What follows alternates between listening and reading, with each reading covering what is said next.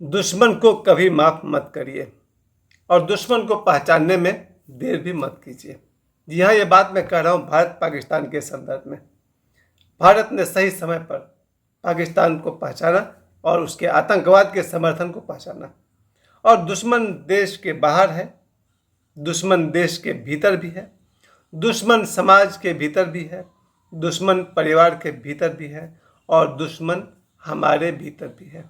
इन सभी दुश्मनों को मैं तो यही कहूँगा, इन्हें कभी माफ़ मत करो, इन्हें ख़त्म कीजिए, इन्हें सज़ा देना ही देना है। और मूर्खों को माफ़ किया जा सकता है, दुश्मन को माफ़ नहीं किया जा सकता है।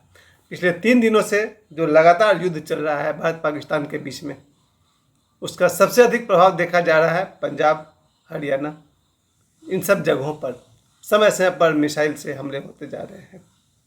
लेकिन भारत ने एक्शन लिया और इसकी ज़रूरत पिछले 50 साल से थी ही, क्योंकि जब से भारत पाकिस्तान अलग हुआ है, पाकिस्तान कहीं ना कहीं कुछ ना कुछ ऐसा करता रहा है जिसके लिए भारत सहते सहते वो सीमा आ गई कि 2025 में भारत ने पलट कर बढ़िया से ठोक दिया। इससे पहले भी बहुत बार भारत जवाब दे चुका है, लेकिन पाकिस्तान सुधरने वाला नहीं है। और इसका परिणाम ये रहा कि आज उसके वजह से पाकिस्तान के आम नागरिक भी परेशान हो रहे हैं और भारत के नागरिक भी परेशान हो रहे हैं। और ये लड़ाई भारत और पाकिस्तान की नहीं है, भारत पाकिस्तान के खिलाफ नहीं लड़ रहा, भारत आतंकवाद के खिलाफ लड़ रहा है। जो भी हम लोग सुनते आ रहे हैं, भारत किस तरह से अपना हमले का जवाब दे रहा, अक्सर भारत हमले का जवाब ही दे रहा है। खैर, सबसे अच्छी बात तो मुझे यही लगी कि भारत अपने दुश्मन को माफ़ नहीं करेगा और आप भी अपने दुश्मन को माफ़ मत करिए। अपने जीवन में थोड़ा झांकिए, देखिए इस देश के भीतर कितने दुश्मन छुपे हुए, बहुत है। पाकिस्तान में जितने हैं ना, वो कितना कहते हैं 22-25 करोड़, अगर पाकिस्तान में अगर मुसलमान हैं, उनमें से करोड़ लोग हैं जो भारत के दुश्मन हैं, तो भारत के भीतर भी करोड़ लोग हैं जो भारत के दुश्मन हैं। मैं तो दिन भर देखते रहता हूँ, हालांकि बहुत ज़्यादा विश्वास नहीं करना चाहिए सोशल मीडिया पर, फेसबुक हो या इंस्टाग्राम हो या कोई भी यूट्यूब हो, बहुत ज़्यादा विश्वास तो मैं नहीं करता हूँ, लेकिन बिल्कुल झूठ भी नहीं है। भारत के भीतर ऐसे ऐसे गद्दार भरे हुए हैं जिन्हें अगर भारत के आतंकवादी कहा जाए तो कुछ गलत नहीं होगा। भारत के भीतर करोड़ लोग को बहुत कष्ट है कि क्यों भारत पाकिस्तान को इतनी बुरी तरह सजा दे रहा है। अब मुझे तो सोशल मीडिया में या कहीं भी न्यूज़ में कुछ खास लोग दिखाई ही नहीं पड़ रहे। इस युद्ध के बीच में आप टीवी के चैनल को, मैं तो सुबह से लेकर 12 बजे रात तक न्यूज़ देखते रहता हूँ। बहुत सारे नेता, अगर बीजेपी को छोड़ दिया जाए, राजनाथ सिंह जी को छोड़ दीजिए, अमित शाह जी को छोड़ दीजिए, योगी जी है, मोदी जी, इन 4 लोग के सिवा कौन दिखाई पड़ रहा है टीवी के स्क्रीन पर? टीवी के पर्दे पर बस ये 4 हमारे देश के स्तंभ दिखाई पड़ रहे हैं, योगी जी, मोदी जी, अमित शाह जी और राजनाथ सिंह जी। आज जो मीटिंग हो रही थी, राजनाथ सिंह जी और जो भी लोग वहाँ बैठे हुए थे, इन सब के चेहरे पर जो खुशी थी, जो हंसी थी, पाकिस्तान को बहुत बुरा लगता होगा। ये भारत की मुस्कान कैसे सहेगा पाकिस्तान? हिंदुस्तान की मुस्कान कैसे सहेगा पाकिस्तान? पाकिस्तान को दिखाई पड़ रहा टीवी पर किस तरह से हमारे न्यूज एंकर उत्साह के साथ पूरी खबरों को बता रहे हैं। भारत का जो मीटिंग दिखाया गया, किसी का चेहरा लटका हुआ नहीं है, सभी प्रसन्न हैं। ठीक है, हमारे कुछ वीर भी वीर गति को प्राप्त हो रहे हैं, होते ही होंगे। उन्हें अपने वतन के लिए अपने प्राण गंवाने में कोई संकोच नहीं। कुछ लोग ऐसे होते ही हैं जिनका जन्म ही होता है देश सेवा के लिए, और कुछ लोग नहीं है। भारत के करोड़ों लोग, आज कोई कह रहा था, हाँ बाबा ईश्वर कह रहे थे, बाद में एक और आरएसएस के मोहन भागवत जी कह रहे थे, पूरे देश के लोगों को अगर ज़रूरत पड़ेगी तो आर्थिक सहायता के लिए भी तैयार होना चाहिए, ताकि भारत को अगर और हथियार खरीदने के लिए या किसी कारण से पैसों की जरूरत पड़े तो हम अपने बैंक अकाउंट से पैसे देंगे।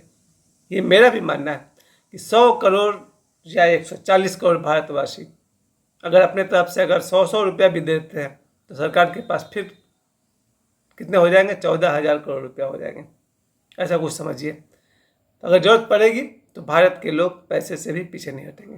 पर हमारे आज के वीडियो का मेन मुद्दा है, दुश्मन को माफ़ मत करो। और ये दुश्मन, जैसे कि मैंने आपको बताया, सबसे बड़ा दुश्मन भारत के बाहर है। पड़ोसी से प्रेम करो, ये बात जीसस क्राइस्ट ने कहा था, पर यह बात उन्होंने अपने शिष्यों से कहा था, हम जैसे आम लोगों के लिए नहीं कहा था। एक गुरु का वचन अपने शिष्य से होता है। कि पड़ोसियों से प्रेम करो। भारत का पड़ोसी पाकिस्तान है, कितना प्रेम करिएगा आप? उसने दिखा दिया ना अपने पड़ोसी का। अपने अपने समाज में आइए ना, इस समाज को देखिए। भारत के भीतर ऐसे ऐसे गद्दार भरे हुए हैं, सनातन के दुश्मन, हिंदुओं के दुश्मन, भारत के दुश्मन। अब इनसे कहिएगा कि भाई सभी आत्मा में ईश्वर का निवास है, प्रेम करो। नहीं, आज मैं आध्यात्मिक एंगल से बात ही नहीं कर रहा हूँ। आध्यात्मिक एंगल तो ये है कि सबके भीतर परमात्मा का वास है, सभी से प्रेम करो। लेकिन वो आज मैं आध्यात्मिक बात ही नहीं कर रहा हूँ। आज तो मैं प्रैक्टिकल बात कर रहा हूँ, सांसारियों के लिए बोल रहा हूँ। देश के भीतर जितने भी दुश्मन छुपे हुए हैं उन्हें भी माफ कभी मत करिए। देश के भीतर, मैं आप समझ रहे हैं मैं किन किन लोगों की तरफ इशारा कर रहा हूँ। जो भी भारत के दुश्मन है, सनातन के दुश्मन है, उन्हें भी माफ मत करिए। आइए समाज में जो लोग भी, अब यहाँ पर निजी थोड़ा पर्सनल हो जाइए, समाज में जो लोग भी आपके दुश्मन हैं उन्हें भी माफ मत करिए। पहचानिए, जल्दी पहचानिए, इमीडिएटली जल्दी से दुश्मन को पहचानने में देर नहीं करना चाहिए। जल्दी पहचानिए और उनका निपटारा कीजिए। कैसे निपटारा करना है? कानून हाथ में लेकर नहीं, किसी और तरीका से, लेकिन दुश्मनों को माफ नहीं करना है। समाज में जो भी दुश्मन आपको लगे कि ये मेरा दुश्मन है, मेरा अहित करता है, दुश्मन है कौन? दुश्मन मैं उसे कहता हूँ जो हमेशा आपका बुरा चाहता हो। दुश्मन वो है जो हमेशा आपका बुरा करता हो। दुश्मन वो है जो आपको कहीं भी खुश नहीं देख सकता है। दुश्मन वो है जो आपके घर की और आपकी प्रगति नहीं देखना चाहता है। दुश्मन वो है जो कदम कदम पर रोड़े अटकाने की कोशिश करता हो। ऐसे दुश्मनों को जल्दी पहचानिए और कभी माफ मत करिए। उनका जरा हिसाब किताब ठिकाने लगाइए। इसके बाद और भीतर आइए, परिवार में भी दुश्मन होते हैं। ये मेरा 53 वर्ष का तजुर्बा है। परिवार में ऐसे ऐसे लोगों को मैं जानता हूँ जिन्होंने कभी भी परिवार के लोगों को ही आगे नहीं बढ़ने दिया। परिवार के लोग ही परिवार के लोगों को आगे नहीं बढ़ने देते हैं, उन्हें रोकने की कोशिश करते हैं, यहाँ तक की जरूरत पड़ेगी तो मार डालने की भी कोशिश करते हैं। इन दुश्मनों को भी पहचानिए, चाहे कोई भी हो, दुश्मन को माफ नहीं करो। और अंत में आइए अपने भीतर, आपका सबसे बड़ा शत्रु आपके भीतर बैठा हुआ है, उसे पहचानिए और उस शत्रु को भी मार डालिए। मेरे देखे आदमी का सबसे बड़ा शत्रु है घमंड, अहंकार। ये आपको कभी भी सुखी नहीं रहने देगा। अगर आपके अंदर अहंकार है, घमंड है, तो आपका जीवन का सत्यानाश हो गया।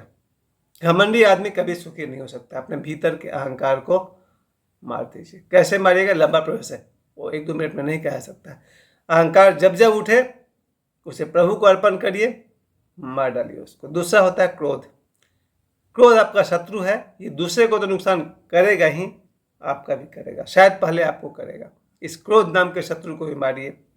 तीसरा मैं कहता हूँ लोभ। ये भी बहुत बड़ा शत्रु है।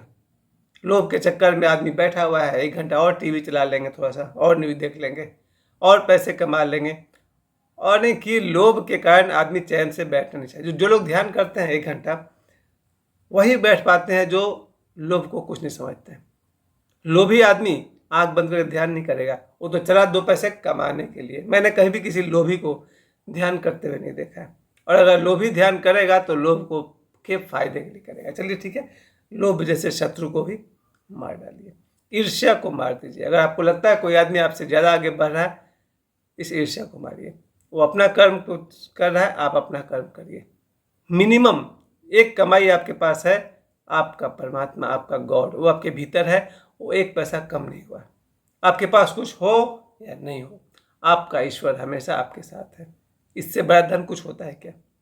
शायद आपके पास पैसा कम हो, शायद आपके पास परिवार कम हो, शायद आपके मित्र कम हो, क्या आपके अंदर आपका ईश्वर कम है? कभी नहीं। कुल मिलाकर बात यही है आज के लिए, अपने शत्रु को माफ नहीं करो। भारत आज पाकिस्तान को माफ नहीं कर रहा क्योंकि वो आतंकवाद का समर्थन कर रहा है। भारत इसके बाद ये जो युद्ध चल रहा है भारत पाकिस्तान का, जैसे ही बाहरी दुश्मनों का निपटारा होगा, भारत भीतर के दुश्मन को भी नहीं छोड़ेगा। आपको क्या लगता है? जो मोदी जी बाहर के दुश्मन को निपटा सकते हैं, भीतर वाले को नहीं निपटा सकते हैं। जो लड़का बाहर मारपीट करके आ गया, घर के भीतर नहीं कर सकता है। जो अमित शाह जी या मोदी जी या राजनाथ सिंह जी, योगी जी बाहर के शत्रु का दांत खट्टे कर दिया है, वो भारत के भीतर के शत्रु को छोड़ देगा क्या? जो लोग भी भारत के भीतर है, जो भारत के खिलाफ है, भारत का बुरा सोचते हैं, सनातन का बुरा सोचते हैं, आपको क्या लगता है, मोदी जी छोड़ देंगे?